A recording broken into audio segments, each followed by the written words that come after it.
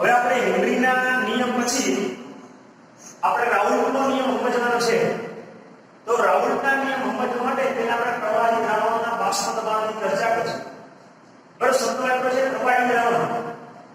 પ્રવાહી દ્રાવણ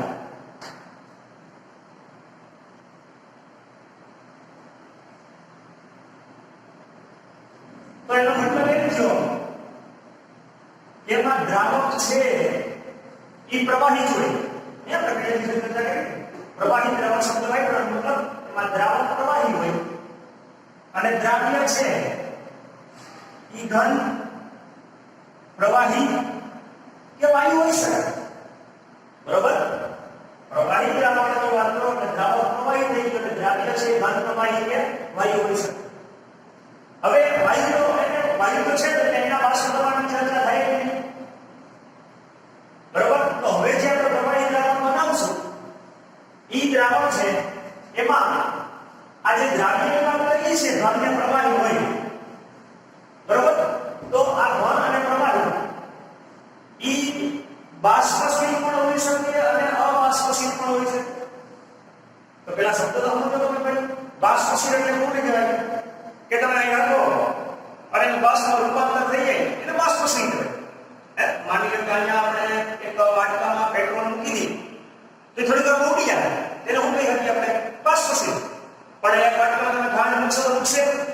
નહીં, ઉડે ને, તો એને કહેવાય અબાષ્પશીલ. તો આ જે દ્રાવ્યની વાત કરીએ છીએ આ દ્રાવ્ય બાષ્પશીલ પણ હોય અને અબાષ્પશીલ પણ હોય. બરાબર, આ દ્રાવક પ્રવાહી કીધું તો ન્યાય આપણે કહી શકીએ તો આ ઘન દ્રાવ્ય અને પ્રવાહી દ્રાવ્ય એ બાષ્પશીલ અથવા અબાષ્પશીલ હોઈ શકે. તો આપણે દ્વિઅંકી દ્રાવણની ચર્ચા કરવાની છે. ફક્ત દ્વિઅંકી દ્રાવણ.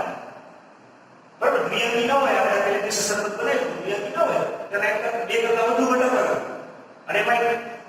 બાષ્પશીલ એક ઘટક હોય એને એક કરતા વધુ પણ હોઈ શકે. બરાબર, પણ આપણે ડીપ પ્લાન્ટ બધું જવાનું નથી.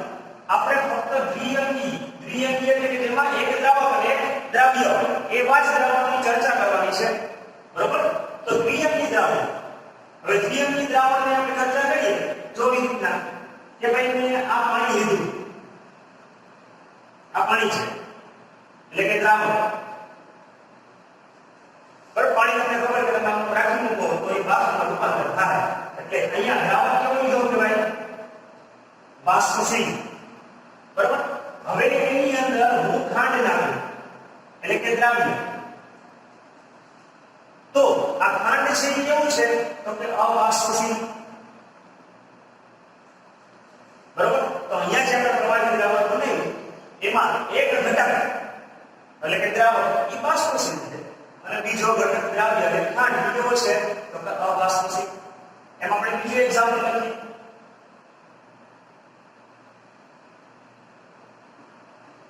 બરાબર, માની લો કે આ નહીં તો ઇથેનોલ. ઇથેનોલ એટલે કે દ્રાવક તરીકે લીધો માની લો. ઇથેનોલ કેવો છે તો કે બાષ્પશીલ. ઇથેનોલ દારૂ. બરાબર, કેવો છે? બાષ્પશીલ. હવે એની અંદર હું નાખું મિથેનોલ એટલે કે દ્રાવ્ય. તો મિથેનોલ છે એ પણ કેવો છે તો કે બાષ્પશીલ. બરાબર, તો અહીંયા દ્રાવ્ય અને દ્રાવક બંને બાષ્પશીલ છે. બરાબર, તો આવા ટાઈપના દ્વિઅંકી દ્રાવણો છે.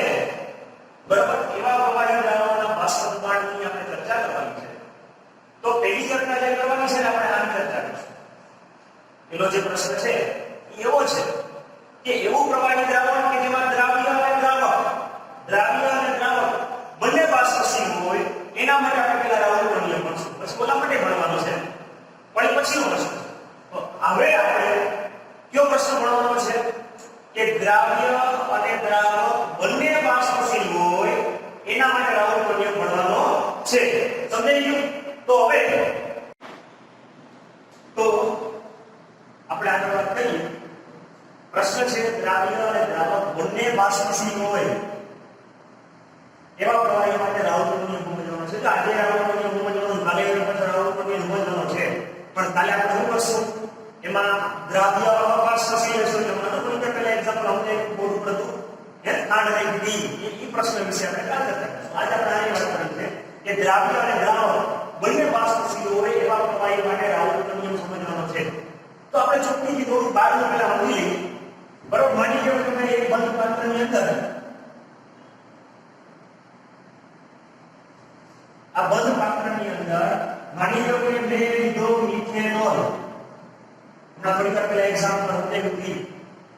બરોબર અને ચોખ્ખી વાર આ શબ્દ મિથેનોલ નહીં કરે એમ લખશે ઘટક એક બરોબર તો માની લો કે આ બંધ પાત્રની અંદર મેં અમુક 50 સેકન્ડ જેટલો આ મિથેનોલ લીધો બરોબર અને માની લો કે આ મિથેનોલ ઘટક એક છે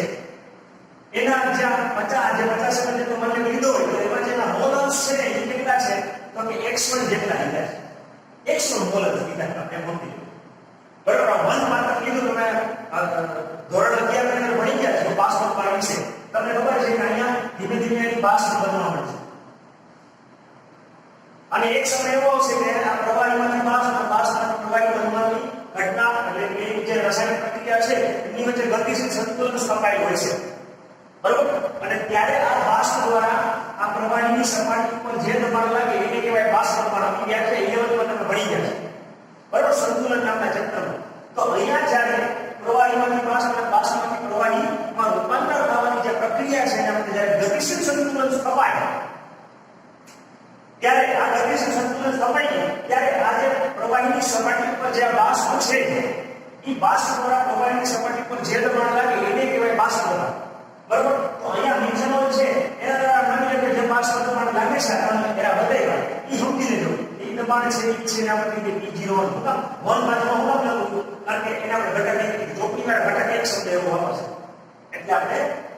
આ ઘટક એક લઈશું ચોપડીમાં ફરી ઘટક એક લઈશું એટલે આપણે નામ જાય એટલા માટે મિથેનોલ લેવું એક્ઝામ્પલ હવે બીજું પાત્ર લો અને ઈ પાત્રની અંદર માની લો કે મેં ઇથેનોલ લીધો ચોપડીમાં શબ્દ લખ્યો છે ઘટક બી બરોબર આ ઇથેનોલ ઘટક લીધો ઈ માની લો કે હાઈ રીતે લીધો અને માની લો કે એના મોલ્સ છે એ કેટલા છે તો કે x તો તમે આ બંધ પાત્રની અંદર ઘટક કે લેશો એટલે તમને ખબર છે કે ધીમે ધીમે આ બાષ્પશીલ છે ઘટક કે બે બાષ્પશીલ છે 8 બાષ્પશીલ છે એટલે ધીમે ધીમે એની બાષ્પ બનવા મળશે બાષ્પ બની હવે આ એક સમય આવશે પ્રવાહ લઈને ઉપર જે બાષ્પ બની બે વચ્ચે ગતિશીલ સંતુલન સ્થપાયેલું છે બરાબર તો જો આપણે આ રીતે એરો બતાવી દીધો હે તો અહીંયા જે આપણે આ જે બાષ્પ દબાણ મળે છે આ ઇથેનોલનું બાષ્પ દબાણ મળે આ જે બાષ્પ દબાણ મળ્યું એ ઇથેનોલનું મળે તો ઇથેનોલનું બાષ્પ દબાણ એના કરતાં શબ્દમાં શું P02 તો ઘટક છે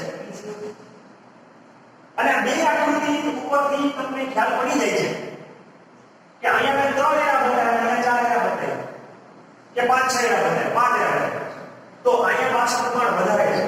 તો આની ઉપરથી તમે અંદાજ માની શકો કે ઘટક 1 કરતા ઘટક 2 છે વધુ બાષ્પશીલ છે એટલે કે P01 કરતા P02 છે ઈ કેવું છે તો કે વધુ બાષ્પશીલ બરાબર હવે આપણે આમાં આલેખ પણ દોરવાનો છે આલેખ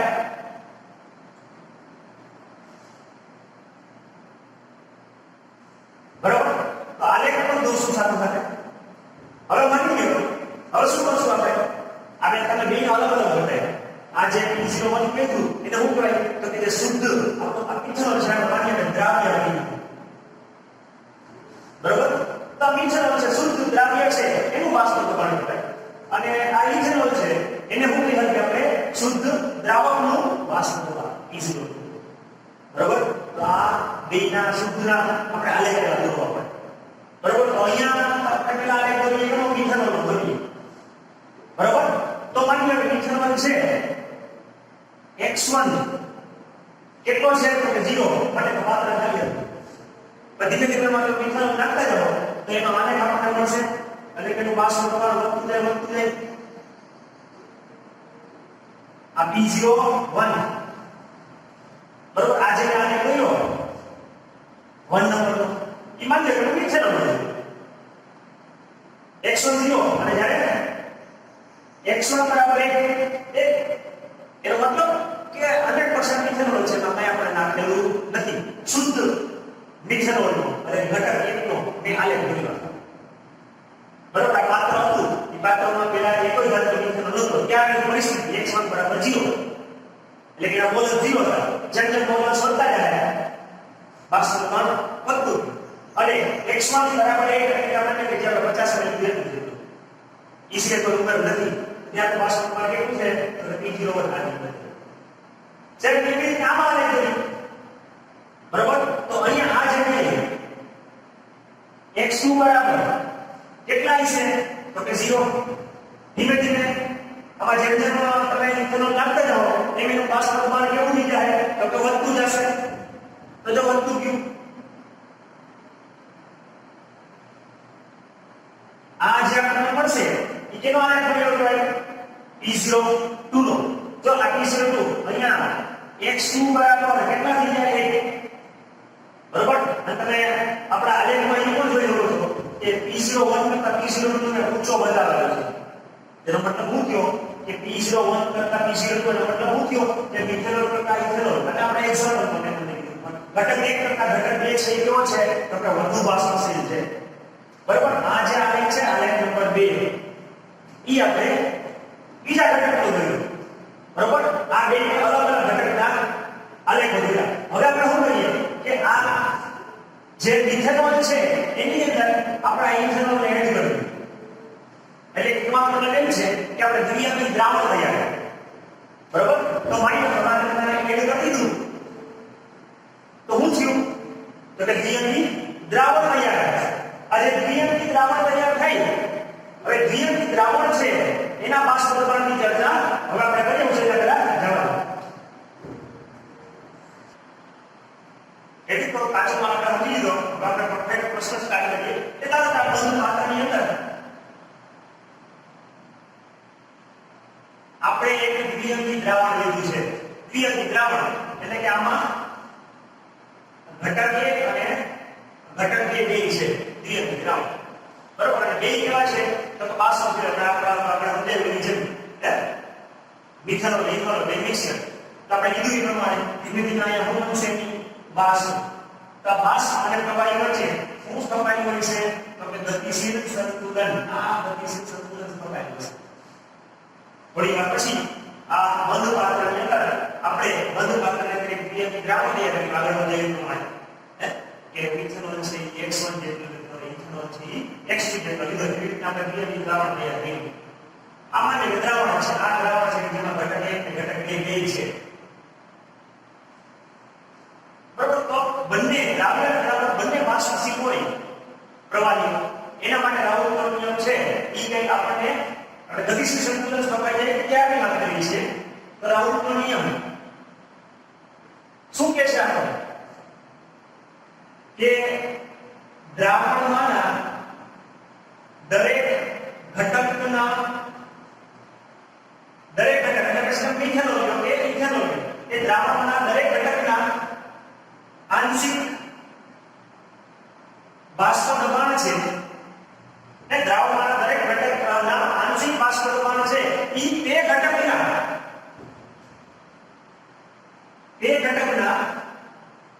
મોલ અંશના સમપ્રમાણમાં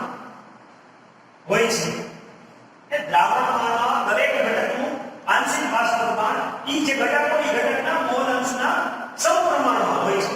આવું આપણને રાઉલનો નિયમ કહે છે કે દ્રાવણમાંના દરેક ઘટકના આંશિક દબાણ આંશિક બાષ્પ દબાણ છે તે ઘટકના મોલ અંશના સમપ્રમાણમાં હોય છે આ નિયમને આપણે ગણિતિક રીતે સમજવાનો પ્રયત્ન કરીએ બરાબર માન્ય કે પેલા હું ઘટક 1 માટે કહું ઘટક 1 માટે તો ઘટક 1 માટે માન્ય કે ઘટક 1 છે આ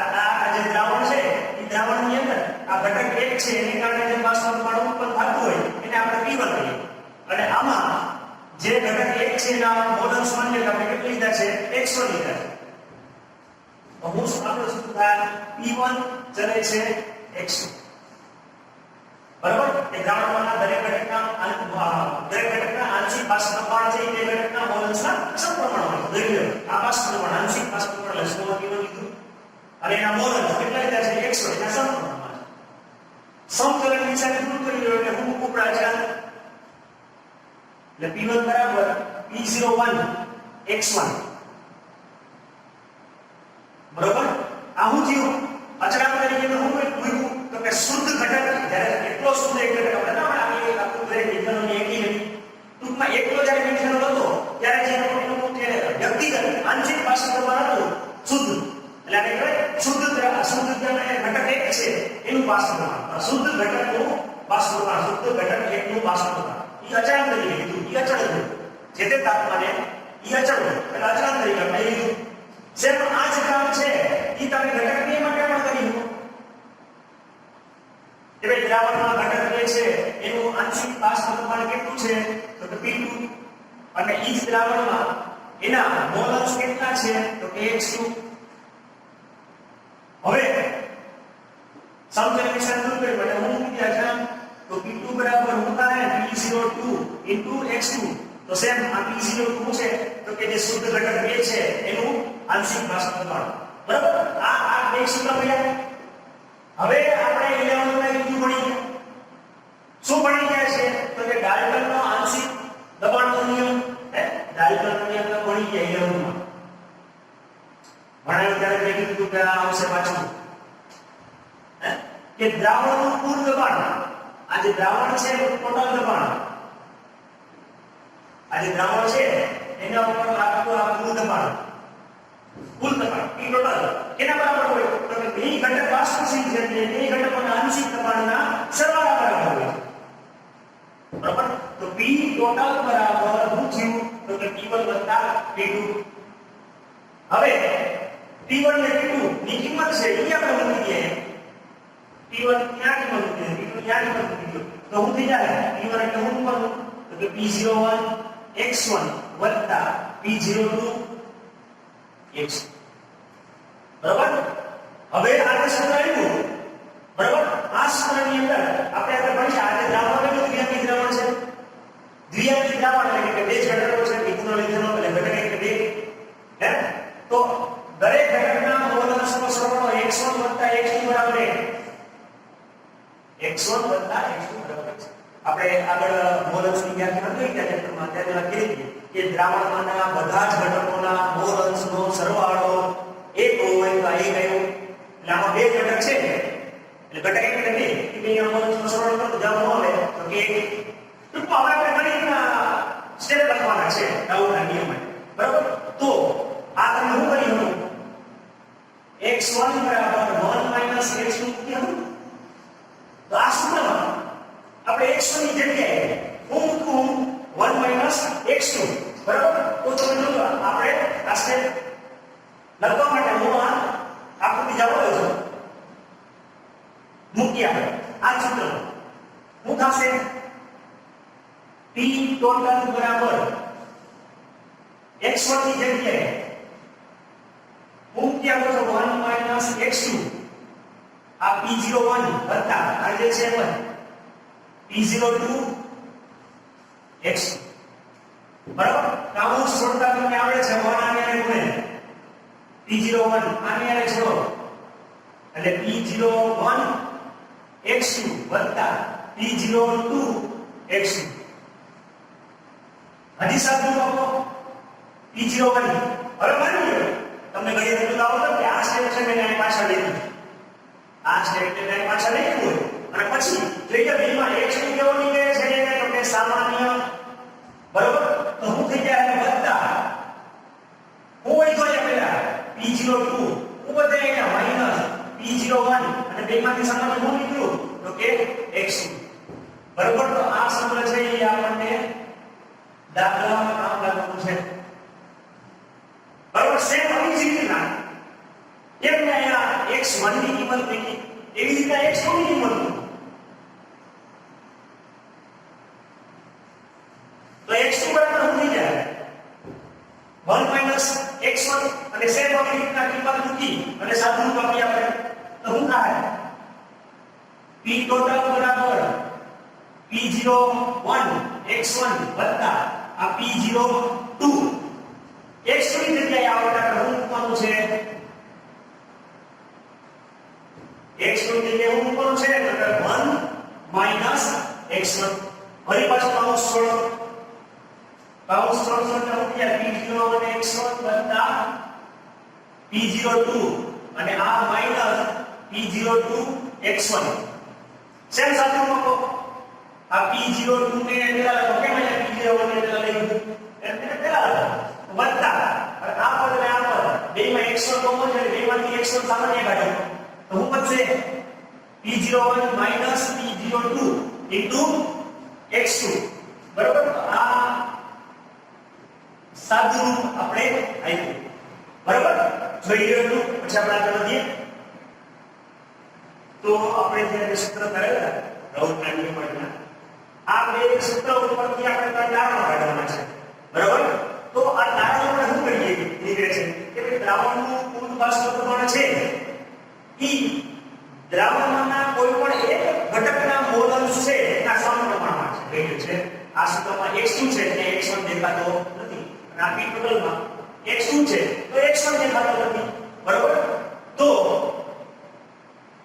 તમે જો એમ તો આ x2 આવી ગયો દ્રાવણ આવી ગયો x1 આવી ગયો એટલે પહેલી વાર આપણે શું કીધું કે ભાઈ x1 કે x2 બેમાંથી એક પર જ આધારિત છે આ પહેલી વાર કે દ્રાવણનું કુલ બાષ્પ દબાણ કેની ઉપર કે ગમે એક ઘટક એક અથવા ઘટક બે ઘટક એક અથવા ઘટક બે ઉપર એને આને સમપ્રમાણમાં દેખાય છે એટલે કે રેખીય રીતે વધે છે એટલે કાંઈ વર્ગ કે ઘન નહીં આવતું નથી તો જે બાષ્પ દબાણ છે એ કેવી રીતના વધે છે તો કે રેખીય રીતે એટલે કે આ આલેખ છે એ કેવો છે તો કે રેખીય છે અને ત્રીજું કારણ આપણે એ કહીએ કે દ્રાવણનું કુલ બાષ્પ દબાણ છે ઈ આપણે કોઈ પણ એક ઘટક એક અથવા ઘટક બે છે એના તમે બોલન્સનો વધારો કરો તો એની આરે વધશે અથવા ઘટશે બોલન્સ જેમ વધશે એમ વધશે એટલે તમે કયા ઘટકનો વધારો અથવા ઘટાડો કરો છો એની આધારે નક્કી થાય કે આ દ્રાવણનો જે આલેખ છે એ વધશે કે ઘટશે બરાબર હવે આ આલેખ આપણે પહેલા સમજાવ્યો હતો આ મિથેનોલ વાળો આલેખ તરીકે સમજાવ્યો હતો આ ઇથેનોલ તરીકે સમજાવ્યો હતો અને હવે બેને મિક્સ કરી દીધો તો દ્રાવણ તૈયાર થાય તો દ્રાવણનો આલેખ દોરવાનો છે तो जो द्रावक आलेख दो तो जो कि द्रावक आलेख सॉरी द्राव्य आलेख ये सीधी रेखा द्रावक आलेख ये सीधी रेखा हमने ये बताया कि P01 तथा P02 એટલે કે શુદ્ધ મિથેનોલ તથા મિથેનોલ આપણે બે સમજાય તેમાં ઈ પ્રમાણે બાષ્પ દબાણ ઊંચું છે તો હવે તમે ઈ જે બે રેખીય છે બાષ્પ દબાણ વિરુદ્ધ મોલ છે આપણે આલેખ દોરીએ છીએ હવે દ્રાવણનો આલેખ દોરો તો દ્રાવણનો આલેખ દોરું છું તો તમને ખ્યાલ પડે છે આ દ્રાવણનો આલેખ કેવો એટલે કે આ જે મળશે એ p ટોટલ બરાબર શું થઈ ગયું તો p1 p2 આ એવો આલેખ થયો તો દ્રાવણનું ન્યૂનતમ બાષ્પ દબાણ કેટલું છે તો P01 જેટલું અને દ્રાવણનું મેક્સિમમ બાષ્પ દબાણ મહત્તમ કેટલું છે તો P02 બરાબર આ સીધી રેખા મળે છે ન્યૂનતમ એટલું મહત્તમ અને આ લાસ્ટ મુદ્દો ઈ પણ ડાયરેક્ટ જે નિયમ તમને 11 માં ભણાવ્યો હતો એમાં છેલ્લી લાઈન હતી ઈ સૂત્ર એટલે કે ફરીથી સમજવાનું છે હે કે કોઈ પણ ઘટકનું આંશિક દબાણ છે P1 ઈ કેના બરાબર હોય તો કે ઈ ઘટકના મોલ ચોકડી વાળી વાયર લઈશું પણ હું x1 લખીશ કારણ કે આપણે આ પ્રશ્નને x1 લખીએ ઈ ઘટકના મોલ અંશ અને p ટોટલ ના બરાબર છે ચોકડીમાં અહીંયા x1 ને બદલે હું લખેલું y1 જેટલો ફરક છે તો P1 બરાબર કોઈ પણ ઘટકનું બાષ્પ દબાણ આંશિક બાષ્પ દબાણ ઈ ઘટકના મોલ અંશ અને કુલ બાષ્પ દબાણના ગુણાકાર બરાબર હોય આવું સૂત્ર તમે ઘટક બે માટે લખ્યું તો P2 બરાબર x2 ગુણ્યા p ટોટલ